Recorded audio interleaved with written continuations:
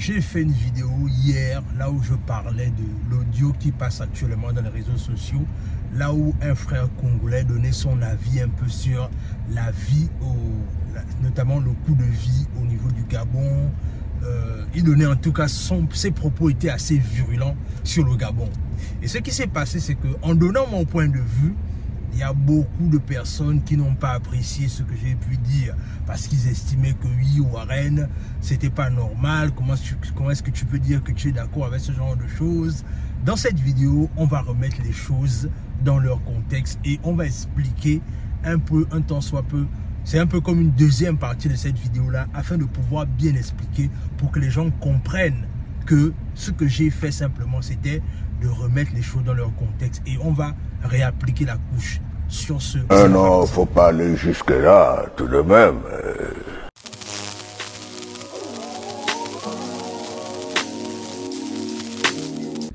Salut, moi c'est Warren et bienvenue dans ma chaîne Vestige. Ici, on parle de développement personnel, on parle d'entrepreneuriat, on parle de géopolitique et on parle également de immigration aux États-Unis et au Canada. Ce sont des thématiques qui vous parlent de choses à faire. La première, vous vous abonnez à la chaîne et vous partagez la vidéo autour de vous et vous nous suivez dans nos réseaux sociaux, notamment Facebook et Instagram et récemment TikTok. Donc n'hésitez pas à aller également sur Vestige, sur TikTok afin de nous donner de la force là-bas. Alors comme je disais, aujourd'hui c'est la deuxième partie de la vidéo que j'ai faite là où le frère congolais parlait un peu de la vie au niveau du Gabon et tout ce qui va avec. Et cet audio-là, comme je disais, beaucoup de personnes n'ont pas aimé cela. Alors, je vais d'abord bien remettre les choses dans leur contexte. C'est-à-dire que il faut bien que les gens comprennent une chose, c'est que, et c'est avec le temps, en fait, que je réalise que quand on parle l'Union africaine, l'unité africaine, en fait, on a encore un long chemin. Je m'explique. Vous savez, quand un frère africain, par exemple, parle de la sorte d'un autre pays, en vérité, on voit ça comme étant le fait que, non, mais pourquoi est-ce qu'il parle comme ça? Qu'est-ce qu'il a à parler de la sorte? Alors qu'en vérité, parfois même les gens, parfois quand il peut parler de la situation d'un pays, il peut parler avec une bonne intention, pas forcément dans le sens de vouloir dénigrer. Mais ce qu'on doit faire, c'est que, et par exemple, j'ai vu un commentaire qui m'a quand même un peu touché. C'est celui qui disait que non, mais le Gabon, il disait quoi? Le commentaire il disait en fait que le Congo n'est pas un exemple pour parler du Gabon.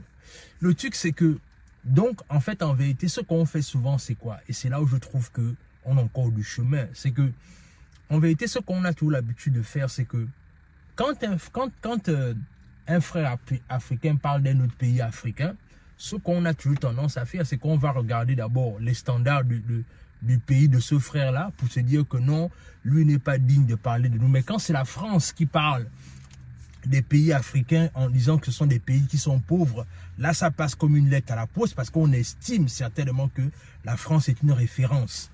Mais en vérité, il faut qu'on arrive à décoincer cette façon de penser en fait.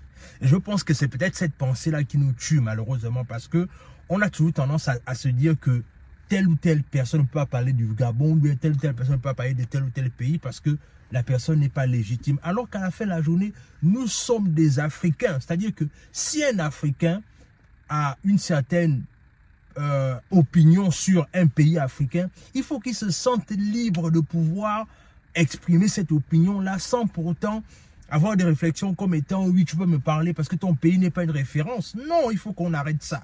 Ça, c'est la première chose que j'ai retenue dans cette vidéo-là, c'est-à-dire que je réalise qu'il faut d'abord faire un travail de fond sur les mentalités.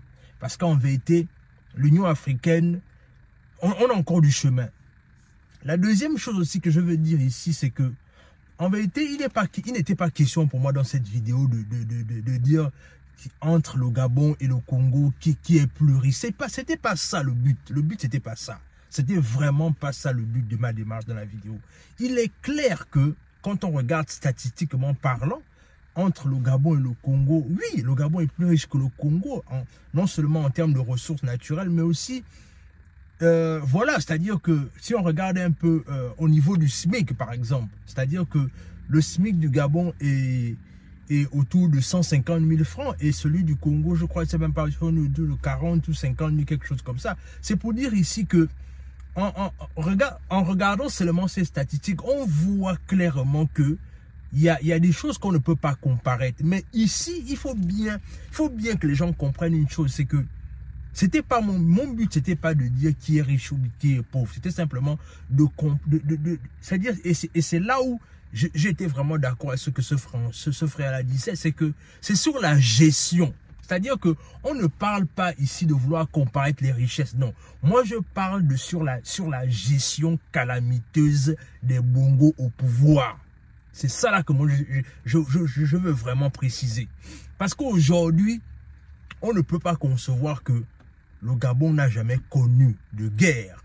Le Gabon n'a jamais connu, on appelle ça comment, de guerre civile ou bien de guerre avec un autre pays, mais on accumule un retard criard qui ne dit pas son nom. C'est dans ce sens-là que je parlais du fait que il y a un grand problème, il y a eu un grand problème de gestion. Et aujourd'hui, ce que les nouvelles autorités essayent de mettre en place, c'est-à-dire, même s'il y a encore beaucoup de choses à dire, mais au moins, il y a cette volonté-là de vouloir bien faire les choses et que nous tous, on apprécie jusqu'à maintenant. Bien qu'il y a encore beaucoup de choses qu'on peut également reprocher à ces personnes-là. Mais l'évidence, c'est que moi, je parlais clairement du fait que la gestion des Bongo a été calamiteuse. Ça, c'était... Et je rappelle également que quand il a donné l'argument là où il dit que en termes infrastructurels, on est en retard. Oui, on est en retard parce que on avait tout pour construire un petit Dubaï. Mais on ne l'a pas fait. Et on ne l'a pas fait pourquoi? Parce que déjà, et ça, il faut également très bien le préciser, c'est que en ce qui concerne par exemple la gestion du père, alors, bien évidemment, on va dire ça comme ça, on va dire que quand Bongo était au pouvoir, c'est-à-dire Bongo père, quand il était au pouvoir, nous tous on sait, nous les Gabonais, on sait ça, que à un moment donné, quand le Congo avait des problèmes, l'État gabonais payait l'État congolais. Mais le truc, c'est que encore une fois, est-ce que c'était une façon de gérer? Non, certainement, parce que ils avaient des accointances, notamment en termes d'alliance. Mais aussi, il faut aussi préciser une chose, c'est que le fils, c'est-à-dire le père d'abord a fait une mauvaise gestion, mais le fils n'a fait que rajouter la couche. Donc, en vérité, ce que je veux simplement dire ici, c'est que le plus important n'est pas de chercher à savoir qui est le plus riche, qui est le plus pauvre. Non, c'est pas ça, on ne va pas. C'est-à-dire que si on commence à rentrer dans des débats là, à la fin de la journée, ça ressemble à quoi? Ça ressemble à, par exemple, quelqu'un qui va dire à l'autre que alors, moi, je marche plus vite que toi. Enfin, voilà, on va prendre un exemple simple pour bien illustrer le propos là, parce que si on commence à dire entre le Congo et le Gabon qui est plus riche, c'est comme si, c'est comme pour dire en fait que, par exemple, deux personnes sont en train de marcher à pied pour aller quelque part, et après, ils voient quelqu'un passer en voiture, mais l'autre va s'enorgueillir en disant que, oui, on marche tous les deux, mais moi, je marche plus vite que toi. Non, à la fin de la journée, on marche tous à pied, en fait. On est tous en train de marcher à pied. On essaye d'atteindre la destination qu'on veut atteindre, mais à la fin de la journée, on est tous en train de marcher. On ne peut pas se comparer à celui qui a la voiture. En fait, c'est vers dans ça qu'on veut nous amener quand on veut essayer de faire la comparaison en disant que oui, mais est-ce que le Gabon... Non, à la fin de la journée, la gestion de ces pays sont catastrophiques. Et c'est ce qu'il faut mettre à jour sur le fait que la gestion n'est pas bonne. Même si le pays peut avoir des ressources naturelles, même si le pays a un fort potentiel, mais quand il n'y a pas une bonne gestion dans ces pays-là, c'est la catastrophe. Et moi, je pense également, et ça, je vais finir par là, c'est que il faut que nous, les Africains, on comprenne que l'Afrique, et il faut vraiment que... Peut-être que en fait, et là, je réalise que beaucoup de gens n'ont pas encore assimilé ça. Il faut qu'on comprenne une chose, c'est que l'Afrique, ce n'est pas un continent. C'est-à-dire que on veut nous faire croire que l'Afrique, c'est un continent. Non, l'Afrique, ce n'est pas un continent. L'Afrique, c'est un pays avec des... C'est-à-dire que l'Afrique, c'est un pays avec des quartiers. C'est-à-dire le Congo, le Cameroun et peu importe le pays que vous voulez, à la fin de la journée, on a tous les mêmes problèmes. Et que de vouloir toujours avoir l'impression de vouloir montrer comme si, oui, moi, on a les mêmes problèmes, certes, mais moi, je suis mieux que toi. Mais quand on parle de mieux, on se base sur le mieux là, sur quoi? Parce qu'à la fin, on a tous les mêmes problèmes. On a les problèmes de chômage, on a les problèmes d'électricité, on a des problèmes d'éducation, on a toujours les mêmes problèmes. Et il faut comprendre que tant qu'on ne va pas prendre la mesure de se dire que l'Afrique c'est un pays et qu'on va arrêter de se voir comme étant un continent, parce que quand un frère parle d'un pays, on va faire comme si non mais c'est un ennemi. Non, il faudrait qu'on comprenne que l'Afrique a les mêmes problèmes.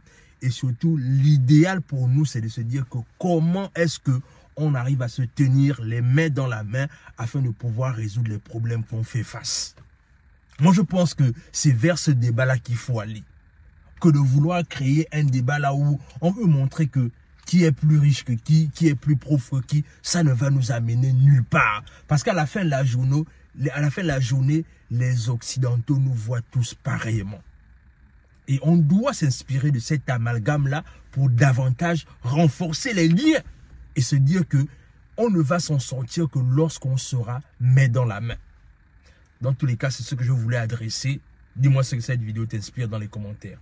A plus. Et pour finir cette vidéo, je dirais simplement que pendant que nous, les Africains de l'Afrique centrale, notamment les francophones, on est en train de se battre pour chercher à savoir qui est mieux que X ou Y, la vérité, c'est qu'on a un seul ennemi en commun, c'est la France. Est-ce que vous vous rendez compte que pour acheter quelque chose dans un marché à l'international, on doit passer par la France pour pouvoir convertir le franc CFA? C'est-à-dire qu'on est dans des discussions qui n'ont ni queue ni tête. On s'arrache les têtes sur les réseaux sociaux pour montrer qui est meilleur que X ou Y, alors que le vrai ennemi de l'Afrique, c'est la France. Est-ce que vous vous rendez compte de ça? Imaginez-vous par exemple si aujourd'hui on veut se débarrasser de la France. On ne peut pas véritablement se débarrasser de la France tant qu'on n'a pas réglé le problème du franc CFA. Mais on est là dans les débats qui n'ont ni queue ni tête. Dans tous les cas, comprenons qu'à un moment donné, il ne faut pas se tromper de cible. Le véritable problème, c'est qu'il faudrait que les Africains soient unis pour pouvoir combattre leurs ennemis communs qui est la France. Arrêtons les histoires de vouloir se comparer en disant qui est riche, qui est plus pauvre, etc. Ça ne grandit personne. On est ensemble.